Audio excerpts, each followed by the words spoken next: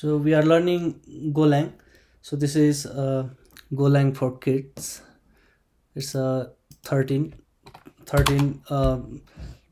in the series. It's a 13, and today we'll learn the function, anonymous function. Then we have already learned slice and array.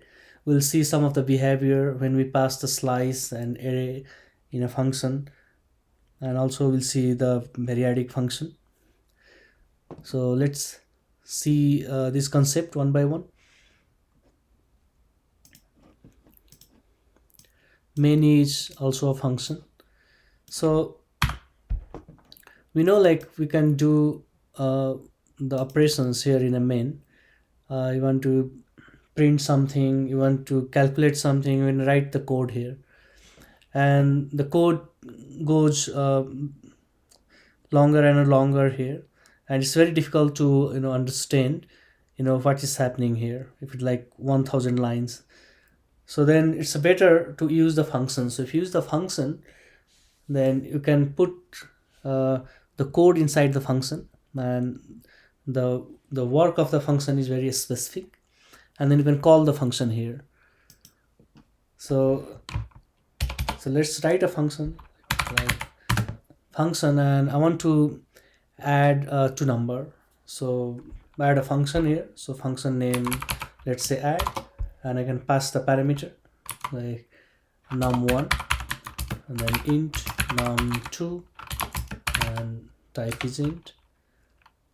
And I also want to return something, but we'll see the return in the next case. But for now, let's add this number, and then what I do, results is equal to num1 plus num2, and then fmt println result.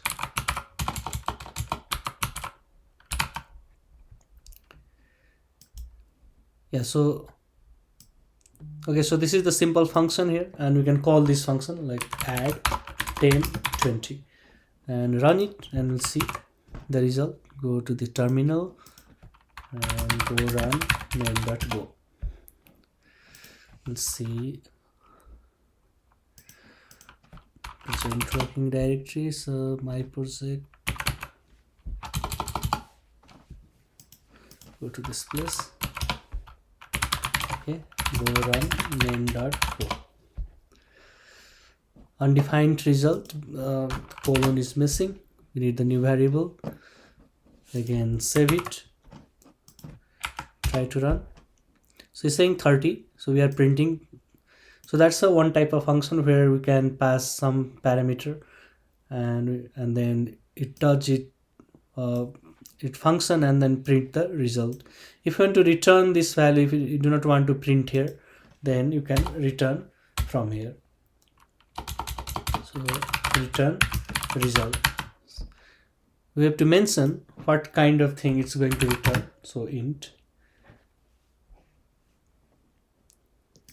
And here when we call this function, then it does its job and return the result.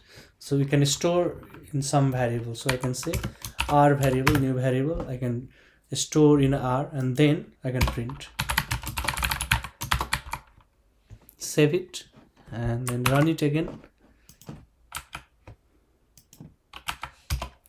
So you can see the similar result here. Sometime we want to return more than one value, then also we can do here, like let's say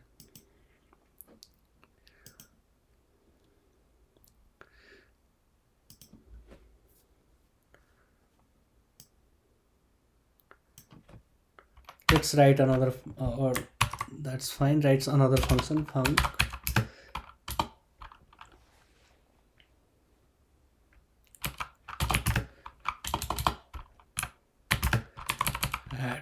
add and sub. Yeah, so this may not be a very good example. Add can be a different function, but and sub can be, subtraction can be on a different function. But just in order to show, to return the multiple values, I'm going to do these two things in a one function, add sub, and some one variable num1 int num2, int, and then it's going to return int.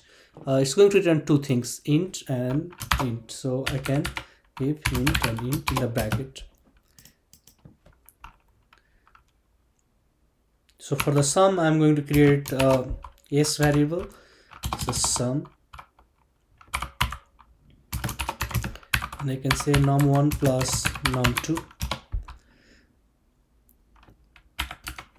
Yeah, or we can say r1 and r2, result1, result2 can be num1 minus num2, and then return r1, r2, and call this function r1 comma r2, and the function name is add sum 2010, and then we can print result1 and result2. So fmt dot println r1,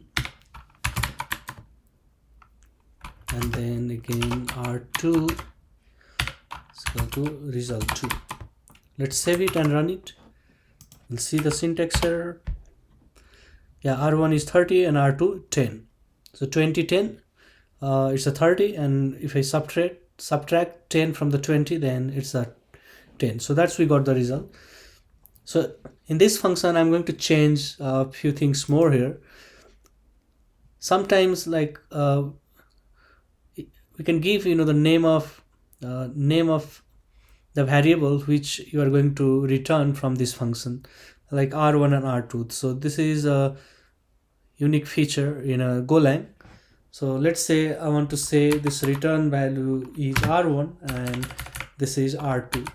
So in this case, we do not have to define r1 r2 again. So I'm giving colon and equal to, that means define the new variable. So I know the r1 is and r2 is already defined, so I can give just equal to sign, and this is also going to work. So it's a named, we can say the named parameter. When we return the value, it's called named parameter. So save it and run it again.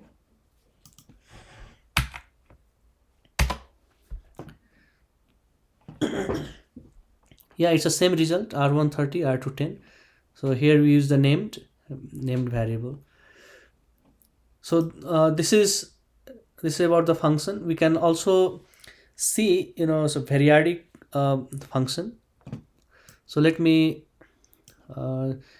delete this to function and try another one. Like let's say there is a function called fun. It's a fun one, and here I'm passing some parameter, like let's say name. It's a string, and println. So println name. Call this function here fun1, and then pass some name in case. Save it and run it. So it's printing in case. We know in this function we can pass only one parameter because that is the signature of the function. If you want to pass more parameter, then you can have the comma. So comma another parameter, and if the variable is same, then you can say like name1 comma name2 and a string like this. If the same kind of variables, I want to pass something a int, I can do a int. I could have also done like this, name1 string comma name2 string, but both are same type. Then we can do this way, name1 comma name2, and you define the type of this variable and a int, and in this way you can print one by one and it works. And then you can pass different name, like let's say in case, and here I can pass some name case2, and then comma int 10, and I can print this all this value here, println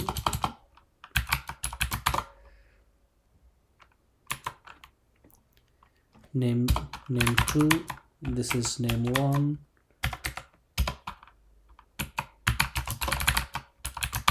and then a. Let's save it and run it.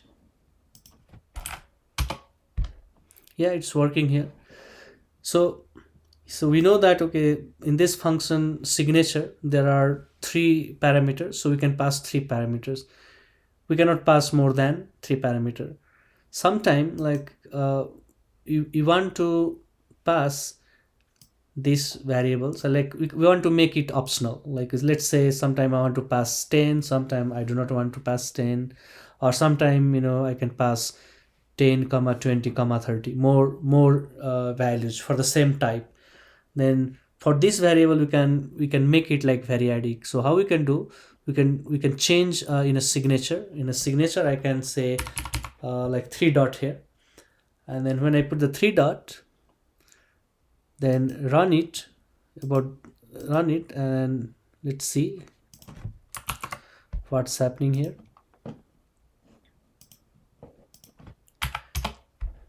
Yeah, it printed 10. If you do not pass 10, that's fine. That can be optional parameter. Let's run it. There is nothing here. If I want to pass more than 1, 10 comma 20 comma 30, it will take all of this. Save it and run it. 10, 20, 30.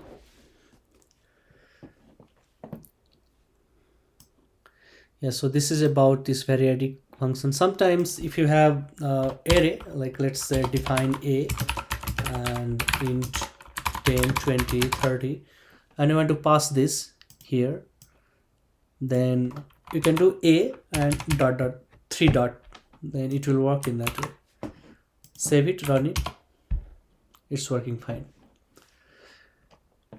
Okay, so this is about variadic function. Let's see some function like anonymous function. So there is a name of this function, fun1,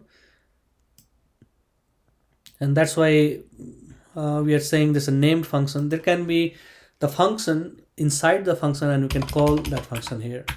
So let's say there's a func. I can define the func here, and then fmt println hello,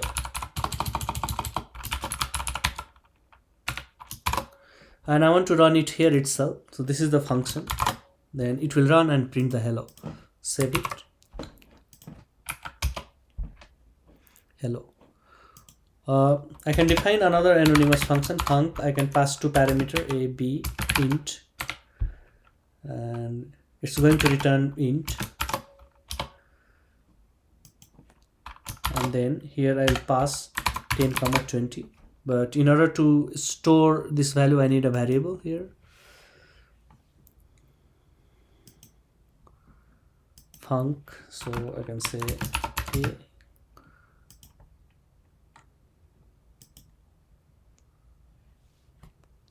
yeah, 10, 20, and print fmt println a. Save it and run it. No new variables. Okay, a is already defined. Just put it a, b. That's a variable name, and save it and run it. Oh, missing the return. We have to like 10 to 10, 20 and return, like let's say return a plus b. So there is a function, we are passing 2 parameter from here. I'm passing the parameter here and returning here itself. Save it. Okay, it's a 30. If you do not want to pass this parameter here, then we can do some another way also. Like let's say I'm copying and pasting the same thing, third function here. The name I'm just putting this f1 function, and I do not give this bracket, so I'm not passing any parameter here. So this is the function name f1 and inside the function, but I'm going to call and pass here println. I'll call f1. I know it's going to take two parameters, so I will pass two parameters 30 comma 40. So it will return the result, and I'm printing that also here. Save it and run it. We can see the result here. So this is all about this function, anonymous function. Now next thing, we'll see the behavior of slice. Yeah, let's see the next thing. It's slice and array, and variadic function we did that, anonymous function we did that, slice and array. Last point here we'll do the slice and array.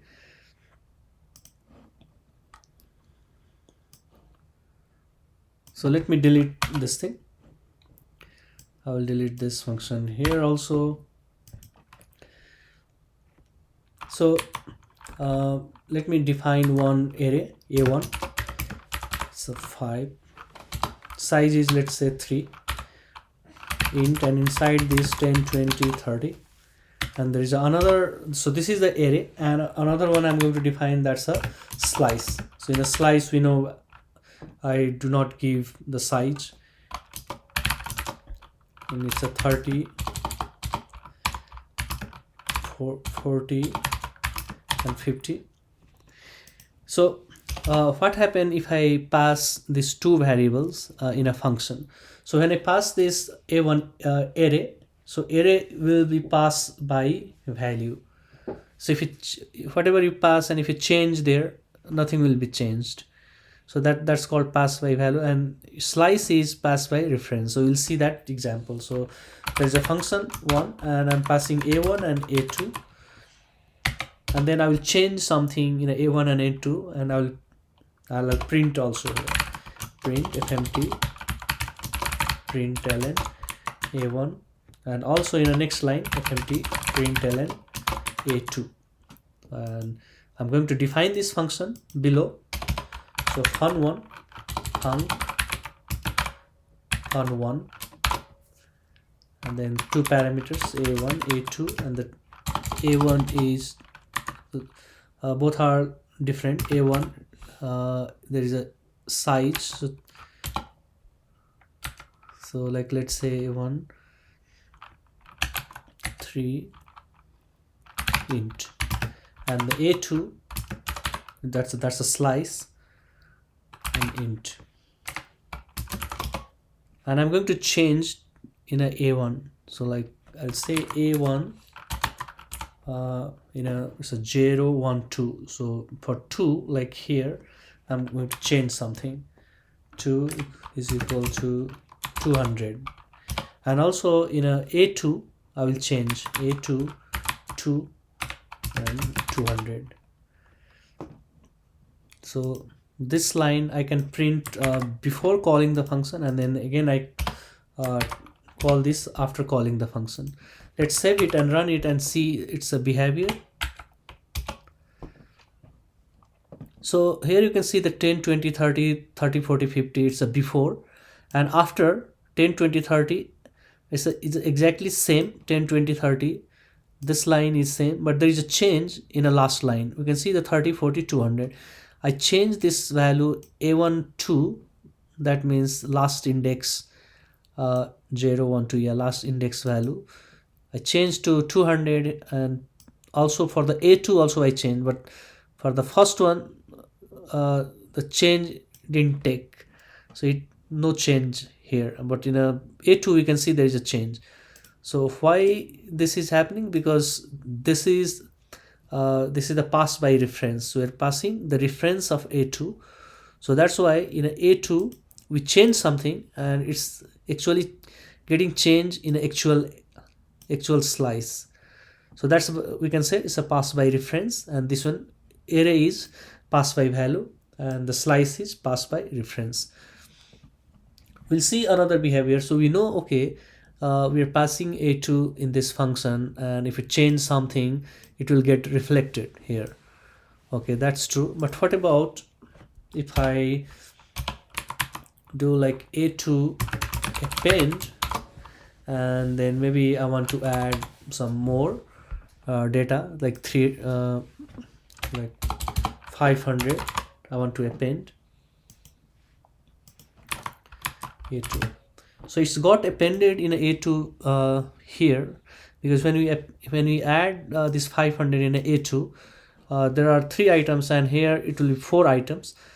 But we know how it works in a background. When we add some item, then older items will be copied in a new array, and the new items will be added there. So a2 will be completely new array, and a2 starts pointing to the new array. A2 will not point to the old array, so that's why this is not going to reflect here. So in this place, like if I print, run it, save it, and run it.